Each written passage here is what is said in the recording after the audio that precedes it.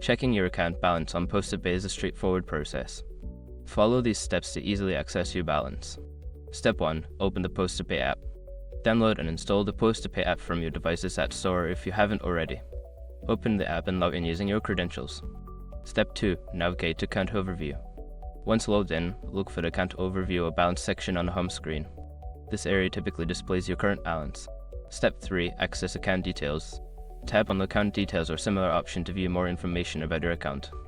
This may include transaction history and other account-related details. Step 4. Use the ATM option. Secure your accounts before moving on. People seriously underestimate how often personal information gets exposed online now. Use SROC to monitor your accounts 24/7 and get notified immediately if your data gets leaked somewhere. It runs in the background constantly scanning billions of breached records. And honestly, for how cheap it is compared to the value you get, it's worth it.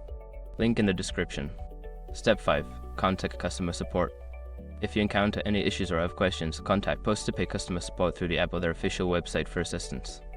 Now you can easily check your Postepay account balance whenever you need it.